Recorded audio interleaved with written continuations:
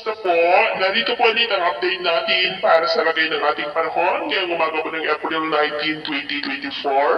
2024 na kung saan sa ngayon ay patuloy pa rin na easterlies ang hangin na umiihip po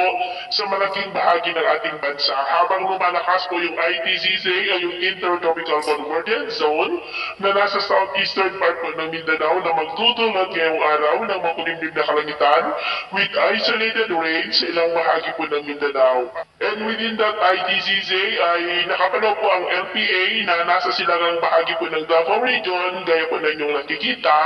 at ito naman ay pinapakita ng forecast model natin pong ginagamit hanggang po sa susunod na 2 linggo. At sa lagay ng ating panahon ngayong madaling araw ay maayos ang panahon sa malaking bahagi ng ating bansa pero may kansa pa rin ng mga isolated rains sa ilang bahagi po ng La Union, Pangasinan, Southern Quezon, Camarines Provinces, Puerto Princesa, Zamboanga Peninsula, ilang bahagi ng Sorsogon at Davao.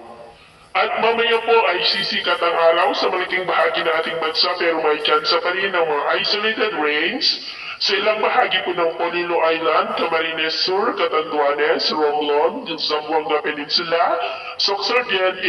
ilang bahagi po ng Davao at Bislig. At mamayang hapon ay posible pa rin ang maulap na kalangitan with isolated rains sa ilang bahagi ng Ilocos Region, Cordillera, Mindoro Provinces, Palawan, Samar Provinces, southern part ng Negros, Sulu Archipelago, Zamboanga Peninsula, Northern Mindanao, Sorsogon at ilang bahagi po ng Davao Region. At sa atin naman pong mga baybayin, wala naman po tayong nakataas na anumang gale warning signals, pero iba yung pag-iingat lamang po kung papalaot tayo para mas makaiwas sa mga sakuna